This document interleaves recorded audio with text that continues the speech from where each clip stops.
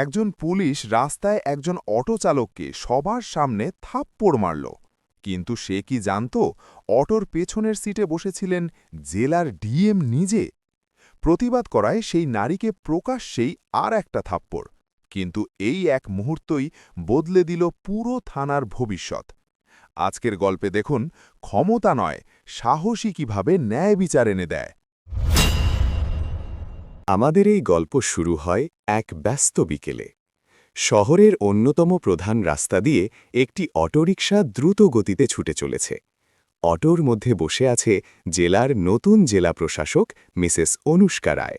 যদিও পদাধিকার বলে তিনি একজন বড় অফিসার, কিন্তু আজ তিনি একদম সাধারণ পোশাকে আছে। তার পাশে বসে আছে ছোট বোন নীলা। তারা দুজনে একটি শপিং মলে যাচ্ছিল। হঠাৎ অটোরিকশাটি একটি চেকিং পোস্টে এসে থামল। সামনে দাঁড়িয়ে এক পুলিশ ইন্সপেক্টর, যার নাম বিক্রম শর্মা। তিনি অটোচালককে কাগজপত্রের জন্য জিজ্ঞাসা করলেন।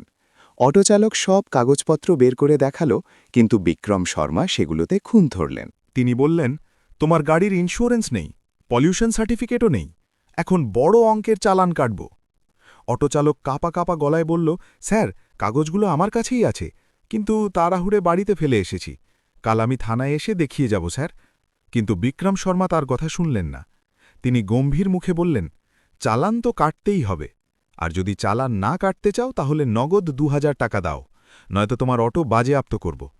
এই অন্যায় আবদার শুনে পেছনে বসায় ডিএম অনুষ্কা রায় চুপ করে সবটা দেখছিলেন। অটোচালক বিনয়ের সঙ্গে বললেন, স্যার, আমি সবেমাত্র বাড়ি থেকে বেরিয়েছি, দিনের প্রথম ট্রিপ, আমার কাছে ১ টাকাও নেই, আমি কোথা থেকে আপনাকে টাকা দেব। এই কথা শুনে বিক্রম শর্মার মুখমণ্ডল শক্ত হয়ে গেল। তিনি হঠাৎই রাগে অটোচালকের গালে জোর একটা থাপ্পড় বসিয়ে দিলেন। অটোচালক ব্যথায় চুপচাপ মাথা নিচু করে দাঁড়িয়ে রইল। ইন্সপেক্টর ব্যঙ্গ করে বললেন, কাল তো নিশ্চয়ই টাকা কামিয়েছিস, সেগুলো কোথায় গেল? সেই টাকা থেকেই কিছু দিয়ে দে। এই কথা শুনে অনুষ্কা রায় আর নিজেকে সামলাতে পারলেন না। তিনি অটোরিকশা থেকে নেমে ইন্সপেক্টরের কাছে গেলেন এবং দৃঢ় কণ্ঠে বললেন, আপনি এই নিরীহ মানুষটিকে থাপ্পড় মারার কে? আপনি কি জানেন যে ওর রোজগারের উপর পুরো পরিবারের জীবন নির্ভর করে? যদি কোনো ভুল হয়ে থাকে তাহলে আপনি নিয়ম অনুযায়ী ব্যবস্থা নিন। এইভাবে থাপ্পড় মারা এবং জোর করে টাকা চাওয়া কোন ধরনের আইন? অনুষ্কা সাধারণ পোশাক দেখে বিক্রম তাকে একজন সাধারণ মেয়ে ভেবে বসলেন। তার কথায় রেগে গিয়ে তিনি বললেন, তুই আমাকে আইন শেখাতে এসেছিস? মাঝখানে কথা বলার সাহস কি করে হয়? বেশি কথা বললে তোকেও হাজেতে পুড়ে দেব। অনুষ্কা শান্তভাবে জবাব দিলেন, একজন পুলিশ অফিসার হয়ে আপনি মানুষকে ঠকাচ্ছেন, গরিব মানুষের থেকে জোর করে ঘুষ নিচ্ছেন। এটা শুধু অন্যায় নয়, আইনের বিরুদ্ধ। অনুষ্কার কথা শুনে বিক্রম এতটা রেগে গেলেন যে তিনি আর নিজেকে নিয়ন্ত্রণ করতে পারলেন না। তিনি অনুষ্কার গালের সপাটে একটি থাপ্পড় মেরে বললেন, তুই আমাকে আইন শেখাবি? তোর আর তোর বোন নীলাকে আমি জেলে পচাবো। এই অপ্রত্যাশিত ঘটনায় অটোচালক ভয় পেয়ে চুপ করে রইল। তবে অনুষ্কা তার রাগ চেপে নিলেন। তিনি জানতেন বিক্রম শর্মাকে শাস্তি দিতে গেলে এখনই নিজের পরিচয় প্রকাশ করা উচিত নয়। তিনি শান্তভাবে বোনের হাত ধরে আবার অটোতে উঠলেন। বিক্রমের উদ্ধত্ত তাকে আরও দৃঢ় প্রতিজ্ঞ তুলল। তিনি মনে মনে ঠিক করে নিলেন, এই অফিসারকে শিক্ষা দিতেই হবে।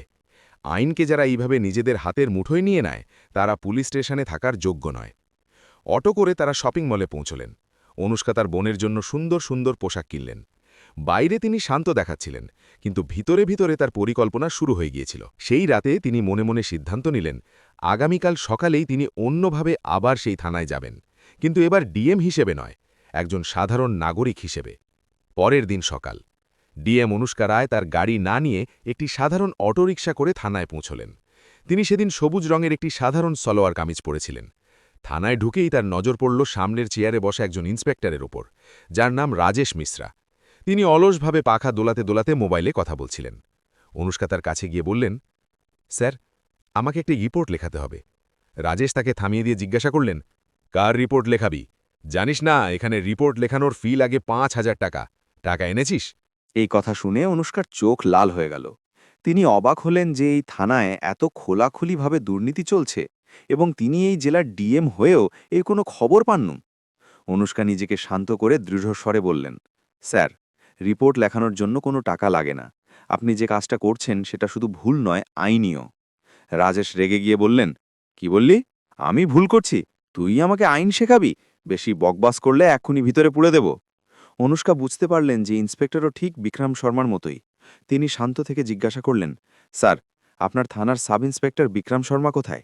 রাজেশ ঝেঁজিয়ে উঠলেন, কেন? তোর তার সঙ্গে কি কাজ? এখানে আর কথা বাড়াস না, যা নিজে গিয়ে তার সঙ্গে কথা বল। অনুষ্কা আবার বললেন, স্যার, আমার রিপোর্ট লিখুন, নয়তো আমি আপনার বিরুদ্ধে ব্যবস্থা নেব। আপনি জানেন না আমি কে? রাজেশের মুখে একটা ব্যাঙের হাসি ফুটে উঠল। তিনি জোরে হেসে বললেন, তুই আমাকে ভয় দেখাচ্ছিস? তোকে দেখে তো মনে হচ্ছে হয় তুই কোনো ভিখারি, নয়তো কোনো বাড়ির পরিচারিকা। এখানে কোনো রিপোর্ট লেখা হবে না। এখন এখান থেকে বেরিয়ে যা, নয়তো ঘাড় ধাক্কা দিয়ে বের করে দেব। অনুষ্কা নিজেকে শান্ত রাখলেন। তিনি বুঝতে পারছিলেন যে এরা সবাই একই পথের পথিক। তিনি থানা থেকে বেরিয়ে এসে একটু ভাবলেন। তারপর নিজের মোবাইল বের করে ঊর্ধ্বতন কর্মকর্তা অর্থাৎ জেলার আইপিএস এবং অন্য উচ্চ পদস্থ কর্মকর্তাদের ফোন করলেন। স্যার, আমি এই মুহূর্তে থানায় আছি। আপনারা আমার গাড়ি নিয়ে তাড়াতাড়ি আসুন। এইটুকু বলে তিনি আবার থানার ভেতরে গেলেন। রাজেশ মিশ্রা তাকে দেখে গর্জে উঠলেন, আবার এসেছিস? তোকে এক্ষুনি জেলে ঢুকিয়ে দেব। অনুষ্কা বললেন, স্যার, আমাকে শুধু রিপোর্ট লেখাতে হবে।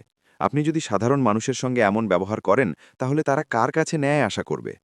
রাজেশ আবারও ৫,০০০ টাকা দিতে বললেন। অনুষ্কা মুচকি হেসে বললেন, স্যার, আপনি ঘুষ চাইছেন কেন? আইনে কোথাও লেখা নেই যে রিপোর্ট লেখানোর জন্য টাকা লাগবে। আপনি খোলাখুলি আইন ভাঙছেন। এই কথা শুনে রাজেশ দিশেহারা হয়ে গেলেন। তিনি দুজন পুলিশকে ডেকে নির্দেশ দিলেন, এই মেয়েকে বাইরে নিয়ে যা আর উচিত শিক্ষা দে। দুই পুলিশ অনুষ্কার দিকে এগিয়ে যাচ্ছিল। এমন সময় থানার গেটে একটা গম্ভীর কণ্ঠস্বর শোনা গেল, থামো। সবাই দরজার দিকে তাকালো। সেখানে দাঁড়িয়েছিলেন জেলার আইপিএস এবং অন্য উচ্চ পদস্থ কর্মকর্তারা, যারা অনুষ্কার জন্য এসেছেন। তাদের দেখে সবাই অবাক হয়ে গেল। একজন অফিসার রাগে রাজেশকে বললেন, বেয়াদব ইন্সপেক্টর, এটা কি করছিস? তোর এক্ষুনি এই মুহূর্তে তোর চাকরি চলে যাবে এবং তোর বাকি জীবনটা জেলেই কাটবে। রাজেশের হাত পা কাঁপতে শুরু করল। তিনি তোতলাতে তোতলাতে বললেন, স্যার, এই মেয়েটা। অনুষ্কার সামনে এসে দৃঢ়কণ্ঠে বললেন, চুপ করুন মিশ্রা, আমি এই জেলার ডিএম এবং আমি নিজের চোখে দেখেছি এখানে সাধারণ মানুষের সঙ্গে কেমন ব্যবহার করা হয়। তোমার মতো দুর্নীতিগ্রস্ত কর্মকর্তাদের জায়গা জেলে। থানার পরিবেশ মুহূর্তে বদলে গেল। যারা অনুষ্কাকে ধরতে গিয়েছিল তারা ভয়ে পিছিয়ে গেল। আইপিএস অফিসার টেবিল চাপড়ে বললেন, কনস্টেবল, এক্ষুনি ইন্সপেক্টর মিশ্রাকে গ্রেফতার করো। এক মুহূর্তও দেরি যেন না হয়। আইপিএসের নির্দেশে সঙ্গে সঙ্গেই কনস্টেবলরা এগিয়ে গিয়ে রাজেশ মিশ্রা ও বিক্রম শর্মার হাতে হাত কড়া পরিয়ে দিল। রাজেশ মিশ্রা এবার কাঁপতে কাঁপতে অনুষ্কার সামনে হাত জোড় করে কাঁপতে লাগলেন, ম্যাডাম, আমার ভুল হয়ে গেছে, আমার চাকরি চলে যাবে, আমাকে একটা সুযোগ দিন। কিন্তু অনুষ্কার চোখে কোনো দয়া ছিল না। তিনি কঠিন স্বরে বললেন, ভুল একবার হয়, কিন্তু তোমার এটা ভুল নয়, এটা অভ্যাস, আর অপরাধের শাস্তি তোমাকে পেতেই হবে। মুহূর্তের মধ্যে তাদের বুকের ভেতর কেঁপে উঠল আতঙ্ক। এতদিন যে থানার ঘরে তারা দাপট দেখিয়েছে, সেই ঘরেই আজ তাদের মাথা হেট হয়ে গেল। থানার প্রতিটি কর্মী নিঃশব্দে তাকিয়ে রইল এই দৃশ্যের দিকে। বাইরে তখন বেশ কিছু মানুষ ভিড় জমিয়েছে। সবাই অবাক হয়ে গেল, কারণ কেউ ভাবতেও পারেনি জেলার ডিএম নিজে এখানে উপস্থিত আছেন। মুহূর্তের মধ্যেই চারদিকে খবর ছড়িয়ে পড়ল। ডিএম অনুষ্কা রায় দুর্নীতিগ্রস্ত অফিসারদের হাতে নাতে ধরে ফেলেছেন। অনুষ্কা ধীরে ধীরে বাইরে এসে ভিড়ের সামনে দাঁড়ালেন। চারপাশের শত শত চোখ তার দিকে তাকিয়ে আছে। মানুষগুলো প্রথমে চুপচাপ ছিল, তারপরই একসাথে গুঞ্জন উঠল। অনুষ্কার ঠোঁটে একটুখানি হাসি ফুটে উঠল। তিনি গলা উঁচু করে বললেন, আপনারা সবাই শুনুন, আজকের এই ঘটনা শুধু দুইজন দুর্নীতিগ্রস্ত পুলিশ অফিসারের বিচার নয়, বরং আপনাদের প্রত্যেকের জন্য একটি বার্তা। আইন কখনো দুর্বল নয়, দুর্নীতিগ্রস্ত মানুষই আইনের ভাবমূর্তি নষ্ট করে। আমি চাই আপনারা আর ভয় পাবেন না, থানায় আসতে কারো বুক ধরফর করবে না। আপনাদের অধিকার আছে ন্যায় বিচার চাওয়ার, আর সেটাই আপনারা পাবেন। মানুষের ভিড় একসাথে হাততালি দিয়ে উঠল, যেন দীর্ঘদিনের জমে থাকা ভয় মুহূর্তেই গলে গেল। অনুষ্কার চোখে ভেসে উঠল তৃপ্তির ঝিলিক। তিনি আরও বললেন, আজ যারা ধরা পড়েছে তারা অনেক দিন ধরে মানুষকে ঠকিয়ে আসছিল, কিন্তু মনে রাখবেন, অন্যায় যতই শক্তিশালী মনে হোক, শেষ পর্যন্ত ন্যায়ের জয় হয়। তোমরা সৎ থাকবে, অন্যায়কে ভয় পাবে না, তাহলেই ভবিষ্যৎ বদলাবে। তার কথায় চারপাশে গর্জে উঠল মানুষের আওয়াজ, জয় হোক, জয় হোক। এদিকে পুলিশ ভ্যান এসে হাজির হল। বিক্রম শর্মা আর রাজেশ মিশ্রা, যাদের একসময় রাস্তায় আর থানায় সবাই কাঁপত, আজ সেই ভ্যানে উঠতে উঠতে মাথা নিচু করে কাঁদছিল। আইপিএস অফিসার ভিড় সামলে গম্ভীর কণ্ঠে বললেন, আপনাদের ডিএম সাহসী পদক্ষেপ না নিলে আমরা কেউ আজ এভাবে সত্যটা জানতে পারতাম না। এখন থেকে এই থানায় যা কিছু হবে সব কিছু নিয়ম মেনে হবে। সূর্য তখন পশ্চিম আকাশে হেলে পড়েছে। লাল আভা চারপাশকে আলোকিত করে তুলেছে। থানার সামনে দাঁড়িয়ে থাকা মানুষদের চোখে আজ ভয়ের বদলে আশা।